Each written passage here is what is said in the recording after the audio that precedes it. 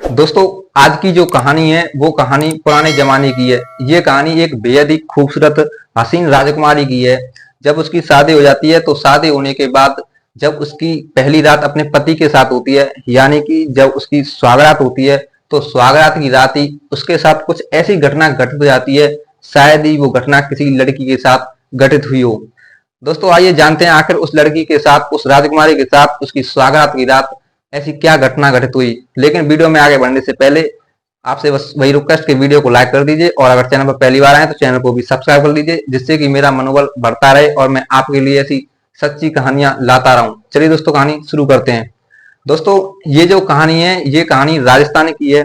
राजस्थान की 19 रियासतों में से एक रियासत जिसका नाम नीम राणा है, उसके एक शासक हुआ करते थे जिनका नाम राजेंद्र सिंह चौहान थे। उनकी एक हसीन बेटी होती है जिसकी ये कहानी है, उसका नाम प्रिया होता है। प्रिया देखने में बेहद ही खूबसूरत थी। जब वो धीरे धीरे जवान हो रही थी, बड़ी हो रही थी, तो एक राजा को एक बाप के रूप में चिंता होने लगती है कि वो अपनी बेटी की शादी कहीं किसी वंश में कराए।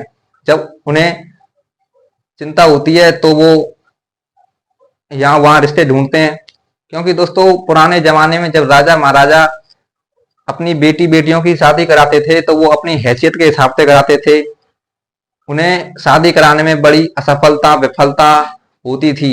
फिर दोस्तों एक दिन ऐसा आ जाता है कि राजा राजेंद्र सिंह अपनी बेटी प्रिया की शादी कराने में सफल हो जाते हैं। वो अपनी बेटी की शादी झालावाड़ के शासक झाल सिंह पृथ्वी से करा देते हैं। जब दोस्तों शादी हो जाती है तो दोनों रियासतों के राजा बड़ा खुश होते हैं, क्योंकि उनमें परम मित्रता का संबंध बन चुका था। जब शादी हो जाती है तो झाल सिंह पृथ्वी अपनी पत्नी के रूप में राजेंद्र सिंह चौहान की बेटी प्रिया को लेकर के अपने महलों में पहुंचते हैं। जब महलों में वो पहुंचते हैं तो महलों में जो शादी के बाद जो रस्में होती हैं वो रस्में निभाई जाती हैं रस्मों के हिसाब से। और रस्में निभाने के बाद फिर वक्त आता है प्रिया की सुहागरात का। महल पूरी तरह से फूलों और मोमबत्तियों से सजाया जाता है। वो बेड जिस पर सुहागरात होनी थी वो बेड फूलों से सजाया जाता है और उस बेड पर बैठकर अपने पति का इंतजार करती है। दोस्तों, कमरे में अंधेरा बहुत होता है, क्योंकि जो कमरे में मोमबत्तियां जलाई गई थी उनका प्रकाश जो था इतना तीव्र नहीं था कि वो किसी के चेहरे को देख सके। दोस्तों, जब प्रिया अपने पति का इंतजार करती है तो कुछ देर इंतजार करने के बाद उसका जो पति होता है वो कमरे में पहुंचता है। और कमरे में पहुंचने के बाद न वो आप देखता है न ताव देखता है, तुरंत ही अपनी पत्नी को कसकर पकड़ लेता है, प्रिया को पकड़ लेता है और उसके साथ संबंध बनाना शुरू कर देता है। दोस्तों, ये नजारा देखने के बाद जो प्रिया होती है वो सोच में पड़ जाती है, सोचने लगती है कि आखिर कैसे पति देव हैं, ना ही कुछ बात कर रहे हैं ना ही कुछ बतला रहे हैं, सीधे आए हैं और सीधा चिपक गए हैं, ये कैसी सुहागरात है। दोस्तों, वो सोच ही रही होती है, तभी उसका जो पति होता है उसके साथ संबंध बनाना और तेज चालू कर देता है। अब जब प्रिया सोचती है कि कैसे पति हैं, ना ही कुछ बतला रहे हैं। दोस्तों, अब सुहागरात की रात थी तो जो प्रिया होती है वो सब कुछ सहती है, जो उसका पति उसके साथ करता है वो सब कुछ करवाती है और उसे करती है। अब दोस्तों, जब धीरे धीरे संबंध बनता है तो रात गुजरने लगती है और रात जैसे जैसे सुबह का रूप लेती है तो सुबह के 6 बज जाते हैं। और जब सुबह के 6 बज जाते हैं तो सब कुछ कमरे में क्लियरली दिख रहा होता है। अब जब सुबह प्रिया जागी तो सुबह का नजारा देखने के बाद उसके होश उड़ जाते हैं। वो सोच में पड़ जाती है, उसके पैरों के नीचे से जमीन गायब हो जाती है। दरअसल दोस्तों, वो देखती है कि जो उसके बेड था उस बेड पर उसका पति नहीं था बल्कि कोई और शख्स सो रहा था। दोस्तों, उस शख्स को देखने के बाद वो घबरा जाती है और तुरंत ही उस शख्स में एक लात देती है और उसे बेड से गिरा देती है। जब वो शख्स बेड से गिर जाता है तो जाग जाता है, और जब जाग जाता है तो जो प्रिया होती है वो उससे पूछती है कि कौन हो तुम और यहाँ कैसे आए और हमारे पति देव कहाँ हैं। फिर बोलता है कि हम तुम्हारे पति के दुश्मन हैं, शत्रु हैं। हम रात को इसी दरवाजे से तुम्हारे कमरे में अंदर आए थे, रात भर तुम्हारे साथ सोए, तुम्हारे साथ संबंध बनाए और अभी यहाँ सो रहे थे, तुमने हमें लात कैसे मारी।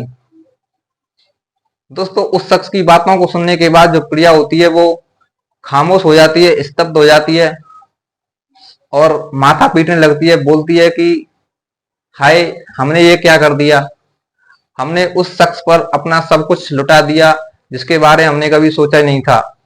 हमने तो अपने पति के लिए सब कुछ रखा था। क्योंकि दोस्तों जो प्रिया थी वो उस शख्स की आवाज को पहचान गई थी कि हाँ, उसी के साथ उसने संबंध बनाए हैं। दोस्तों प्रिया रोने लगती है क्योंकि वो जानती थी कि उसने सौगात अपने पति के साथ नहीं बनाई है बल्कि किसी और शख्स के साथ बना ली है। दोस्तों प्रिया जो थी वो अपने माथे को पकड़कर वहीं रोने लगती है। फिर जो शख्स होता है वो प्रिया के पास आता है, उसे धीरज देता है, बोलता है कि चलो कोई बात नहीं, हमने तुम्हारे साथ स्वागत बनाई तो क्या हुआ, हम तुमसे शादी करने के लिए तैयार हैं, क्या तुम हमसे शादी करोगी। अब दोस्तों जब ऐसी बात प्रिया ने उस शख्स के मुंह से सुनी तो जो प्रिया होती है वो गुस्से में आग बबूला हो जाती है। बोलती है कि एक तो तुमने हमारी जिंदगी बर्बाद कर दी, दूसरा हमसे शादी करने की बात कर रहे हो। दोस्तों वो शख्स में एक जोरदार तमाचा लगा देती है। फिर जो शख्स होता है वो भी एक लगा देता है उसमें। प्रिया रोने लगती है और उस कमरे से बाहर निकलने की कोशिश करती है। वो प्रिया उस कमरे से बाहर निकल जाती है और बाहर निकलने के बाद अपने पति को आवाज देने लगती है। लेकिन दोस्तों जैसे ही वो बाहर निकलती है तो वो देखती है कि जो सारी सेना थी वो किसी दूसरे के पकड़ में थी, दूसरी सेना ने पकड़ रखी थी और जो उसका पति था वो एक खंबे से बंधा हुआ था रस्सियों से और उसके पास सेना खड़ी हुई थी। इस नजारे को देखने के बाद प्रिया अपने पति के पास पहुंचती है। उसके पीछे पीछे जो शख्स था वो भी वहां पहुंचता है। अब जो प्रिया थी वो अपने पति के पास जाकर के खड़ी हो जाती है, उनसे पूछती है कि आखिर ये सब हुआ कैसे। जो उसका पति होता है बोलता है कि ये हमारा दुश्मन है, ये हमसे बदला लेने आया था, इसने हमने इसके साथ ये किया है और इसने आज इसी दिन का फायदा उठा करके हमारे ऊपर कब्जा कर लिया, हमें दबोच लिया और हमारी ऐसी स्थिति कर दी। फिर इसके बाद जो शत्रु था वो वहां पहुंचता है और पहुंचने के बाद प्रिया से बोलता है कि हम तुम्हारे उसने के कायल हो गए हैं, हम तुम्हारे दीवाने हो गए हैं, हम तुमसे शादी करना चाहते हैं। अब ये बात जब सुनी प्रिया ने तो फिर से वो आग बबूला हो गई। बोली कि हमने या तुमने हमारे साथ बेशक स्वागत बना ली हो, संबंध बना लिया हो, लेकिन हम आज भी अपने पति के हैं, हमारी आत्मा आज भी अपने पति से प्रेम करती है, हम इन्हीं के साथ मरेंगे और इन्हीं के साथ जिएंगे। दोस्तों जब इस बात को उस शत्रु ने सुना तो वो आग बबूला हो जाता है। बोलता है कि इतनी हिम्मत।